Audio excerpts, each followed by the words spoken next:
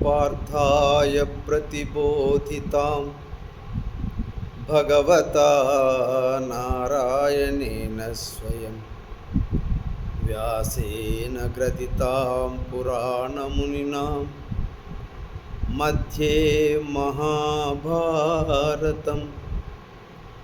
अद्वैतामृतवर्षिणीं भगवतीम् अष्टादशाध्यायिनीम् अम्ब त्वामनुसन्दधामि भगवद्गीते भवद्वेषिणीं भगवद्गीते भवद्वेषिणी। गीता प्रियुలకు ఆత్మబంధువులకు నమో నమః। 100 రోజుల్లో భగవద్గీత 700 శ్లోకాల పారాయణం, అభ్యాసం, అధ్యయనం। ఈరోజు 57వ రోజు। విభూతి యోగంలోని 21 నుంచి 27 శ్లోకాలు। నిన్నటి రోజున మనం ప్రథమ విభూతి పరమాత్మ యొక్క మొట్టమొదటిగా చెప్పింది అహమాత్మ గుడాకేశ సర్వభూతాశయ స్థిత అహమాదిశ్చ మధ్యం చ భూతానామంత ఏవచ। ఇది చాలా తెలుసుకోదగినటువంటి విభూతి। పరమాత్మ ఎక్కడో లేడు, మనం వెతుకుతున్నట్టుగా బయట ఎక్కడ లేడు, మన హృదయంలోనే ఆత్మగా ఉన్నానని, అది పుట్టినది మొదలు మరణించే వరకు ఉంటానని పరమాత్మ ఈ విభూతి యోగంలో చెప్పడం జరిగింది। అందుకని మన ఆత్మను మనం చక్కగా తెలుసుకొని ధ్యానిస్తూ, ఆరాధిస్తూ, పూజిస్తూ దాన్ని చక్కగా వికసింపచేసుకోవాలి। అప్పుడే మనకు పరమాత్మ తత్వం చక్కగా అర్థమయ్యి మనం మోక్షానికి అర్హులమవుతాం। మరి అదే ఘనమైనటువంటి కేశములు గలవాడ అర్జున, అంటే గుడాకేశ, సమస్త ప్రాణుల హృదయంతరంలో ఉండి నిత్యము ధ్యానించబడదగిన, గుర్తుపెట్టుకో, నిత్యము ధ్యానించబడదగిన ప్రత్యేగాత్మను నేను। అంటే ఆత్మతో నిత్యము మనము అనుసంధానంలో ఉండాలి, ఆత్మభావంలోనే తరించాలి, ఆత్మభావంతోనే ఉండాలి। ఏమాత్రము ఈ భావం నుంచి జారిపోయామంటే మాయ మనను ఆవరించి భవసాగరంలోకి ముంచుతుందని ఉపనిషత్తులు, వేదాలు చెప్తున్నాయి। కాబట్టి పరమాత్మ మనకు అతి దగ్గరగా ఉండడానికి కారణము అతని నిత్యము అనన్య భక్తితో సేవించగలరనే। కానీ మనం పుట్టింది మొదలు ఇప్పటివరకు ఆ విషయం తెలియదు। మరి ఇప్పటి నుంచి మరణించే వరకైనా ఆ ప్రత్యేగాత్మను చక్కగా నిత్యము ధ్యానించి అనన్య భక్తితో మనము ధరించాలి। అంటే ఒకవేళ అక్కడ, అంటే ఆ ప్రత్యేగాత్మను, అంటే ఆ హృదయంతరంలో నెలకొని ఉన్నటువంటి ఆ ప్రత్యేగాత్మను ధ్యానించలేని వాడు ఇప్పుడు తర్వాత చెప్పబోయే విభూతులలో, అనగా పదార్థములందు నన్ను ధ్యానించవచ్చు। ఏమండి? ఎందుకంటే సర్వభూతములకు కారణము, స్థితి, ప్రళయమును నేనే। కాబట్టి ఈరోజు మొదటి శ్లోకము, ఆదిత్యానామహం విష్ణు జ్యోతిషాం రవిరంశుమాన్ మరీచిర్మరుతామస్మి నక్షత్రానామహం శశి। అంటే నేను ఆదిత్యులలో విష్ణువును, అంటే విష్ణు రూపమును నేనే అని పరమాత్ముడు ఇక్కడ కృష్ణ పరమాత్ముడు తెలియజేస్తున్నాడు। జ్యోతులలో సూర్యుణ్ణి, అత్యంత వెలుగులలో ఆ సూర్యభగవానుడిని, మరుత్తులలో మరీచిని, 49 మరుత్తులలో మరీచిని అంటున్నాడు, నక్షత్రాలలో చంద్రుణ్ణి।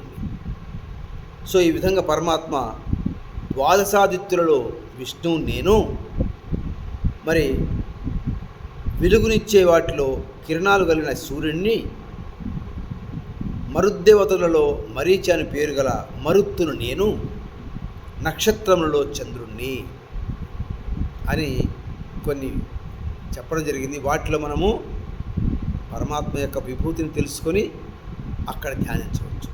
మరి 22వ శ్లోకంలో వేదానామం సామవేదోస్మి, దేవానామస్మి వాసవ, ఇంద్రియాణం మనశ్చాస్మి, భూతానామస్మి చేతన. ఇక్కడ మరికొన్ని విభూతులు ఏమండి. వేదాలలో సామవేదాన్ని నేను, అంటే ఇంపుగా వినడానికి సంగీత భరితంగా ఉండే ఆ సామవేదాన్ని నేనే. దేవతలలో ఇంద్రుణ్ణి, ఇంద్రియాలలో మనస్సుని, ఏమండి, ప్రాణులలో చైతన్యాన్ని, అంటే మన జ్ఞానశక్తి, మన సర్వశక్తి ఈ చైతన్యం వల్లనే వస్తుంది. ఆ చైతన్య శక్తి లేకపోతే మనము నిర్జీవులమే. కాబట్టి ఆ చైతన్యాన్ని నేనే అంటున్నాను స్వామి. ఏమండి, వేదాలలో సామవేదాన్ని, రుద్రులు ఆదిత్యులు మొదలైన దేవతలలో నేను ఇంద్రుణ్ణి, కన్ను మొదలైన 11 అంటే పంచజ్ఞానేంద్రియాలు, పంచకర్మేంద్రియాలు, మనస్సు మొదలగు 11 ఇంద్రియాల్లో సంకల్ప వికల్పాత్మకమైన మనస్సును నేను. ఏమండి, ప్రాణులలో కార్యాకరణ సంఘాతమైన దేహంలో నిత్యము ప్రకటితమయ్యే బుద్ధి వ్యాపారమైన చైతన్యాన్ని నేను. అంటే మన దేహంలో నిత్యము ఏ పని చేసినా ఆ చైతన్యం ఉంటేనే జరుగుతుంది. అది బుద్ధి వ్యాపారంలో నేను ఆ చైతన్యాన్ని నేనే అంటున్నాను స్వామి. 23వ శ్లోకంలో రుద్రాణం శంకరశ్చాస్మి, విత్తేశో యక్షరక్షసాం, వసూనాం పావకశ్చాస్మి, మేరుహు శిఖరినామహం. అంటే పరమాత్మ రుద్రులలో నేను శంకరుణ్ణి, యక్షరాక్షసులలో కుబేరుణ్ణి, వసువులలో అగ్నిని, మరి పర్వతాలలో మేరుని. అంటే ఏకాదశ రుద్రులలో శంకరుడు, యక్షరాక్షసులలో ధనపతి అయిన కుబేరుడు, అష్టవసువులలో అగ్ని పూజనీయుడు. ఏమండి, మరి ఇతనే అగ్నిలో వేసిన యజ్ఞాల్లో చేస్తున్నప్పుడు వేసిన హవిస్సు ఆహుతిని దేవతలకు దగ్గర తీసుకుపోయే అగ్ని అతి పవిత్రమైనది. అండి, పర్వతాలలో మేరువు నేను. ఈ అగ్ని అండి సనాతన ధర్మం, వేదాల్లో చెప్పబడింది. అగ్నిని అందరూ పూజించి సకల సంపదలతో ఐశ్వర్యంతో తలతూగండి, అందరూ దీన్ని ఆరాధించవచ్చు అని. అవునండి, దానికి అగ్నిహోత్రం అనేది మంచి కర్మ, అగ్నిని పూజించింది. తర్వాత 24వ శ్లోకంలో పురోదశాం చ ముఖ్యం మాం విద్ధి పార్థ బృహస్పతిం. పురోహితులలో నేను బృహస్పతిని, అంటే సకల దేవతలకు ఈయన కుల పురోహితుడు అనమాట. ఏమండి, సేనానీనామహం స్కంద.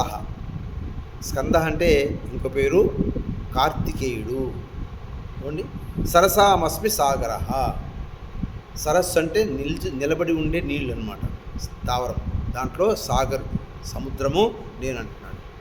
అర్జున, పురోహితులలో ముఖ్యుడైన బృహస్పతిని నేను, సేనాపతులలో స్కందుణ్ణి, సరస్సులలో సముద్రాన్ని నేను. అంటే రాజపురోహితులలో ప్రధానమైన బృహస్పతిని నేనని తెలుసుకో. ఇంద్రుని పురోహితులలో అతడే కదా ముఖ్యుడు వాస్తవంగా. సేనాపతులలో దేవసేనాని అయిన స్కందుణ్ణి నేను. దేవతలు త్రవ్విన సరస్సులలో సముద్రాన్ని నేను. ఏమండి, సాగర మథనం కోసం దేవతలు తవ్వినటువంటి సముద్రం అన్నమాట. మరి మహర్షీణాం భృగురహం, గిరాహమస్మేకమక్షరం, యజ్ఞానాం జపయజ్ఞోస్మి, స్థావరాణం హిమాలయ. నేను మహర్షులలో భృగువును, వాక్కులలో ఓంకారాన్ని అంటే ప్రణవనాదాన్ని, యజ్ఞాలలో జపయజ్ఞాన్ని అంటే సాత్వికంగా ఎటువంటి హింస లేకుండా ప్రశాంతంగా జరిగే యజ్ఞంలో ఆ పరమాత్ముడు ఉన్నాడు. జపయజ్ఞం. కదలని వస్తువులలో ఏమండి హిమాచలాన్ని, హిమాలయాన్ని అంటారు స్వామి.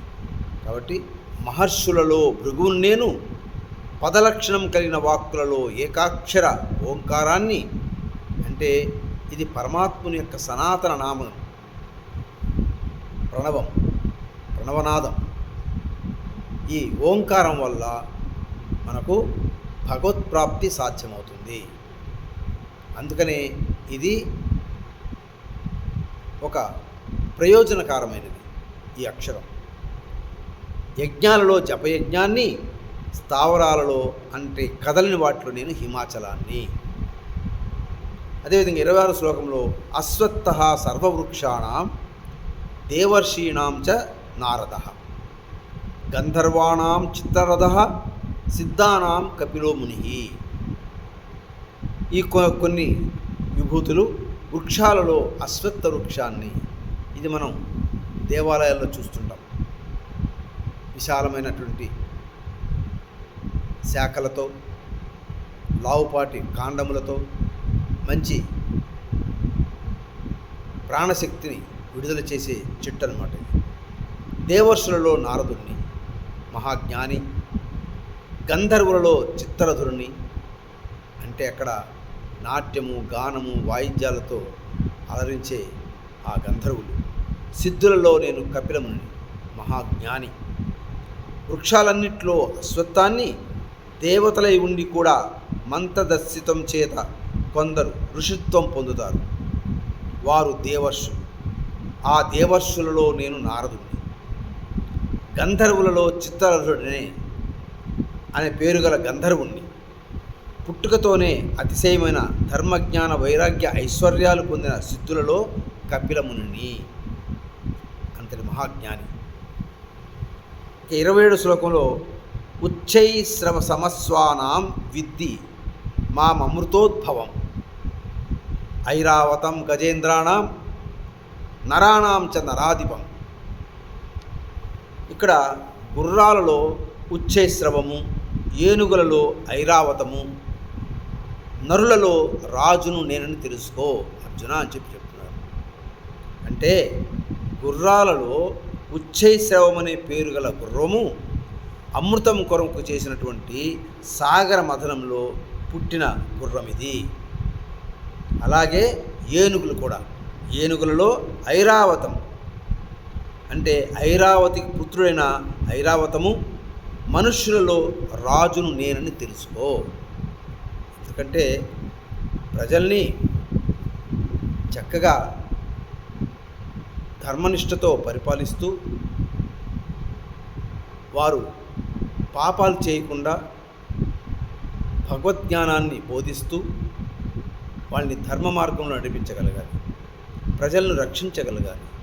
అందువల్ల మానవులలో శ్రేష్ఠుడైన రాజును నేనే అని పరమాత్మ చెప్తున్నాడు. అంటే దివ్య గుణాలు, దైవ గుణాలు ఆ రాజులో ఉన్నట్లయితే ఆ రాజును నేనే అండి. ఈ విధంగా మనం కొన్ని విభూతులు ఈ 7 శ్లోకాలు తెలుసుకున్నాం. ఇంకా మరికొన్ని విభూతులు తెలుసుకుని ఆయా విభూతుల యందు, స్థలముల యందు, వ్యక్తుల యందు ఏమండి మనం చక్కగా ఆ పరమాత్ముని యొక్క సంపూర్ణ జ్ఞాన చైతన్యాంశం ఉన్నదని తెలుసుకొని వాటిపై ధ్యాస ఉంచి, ధ్యానించి, నమస్కరించి, ప్రార్థిస్తూ మన యొక్క ఆధ్యాత్మిక శక్తిని పెంచుకోవాలి. ఓం తత్సత్. సర్వే జనా సుఖినో భవంతు. సర్వే సన్మంగళాని.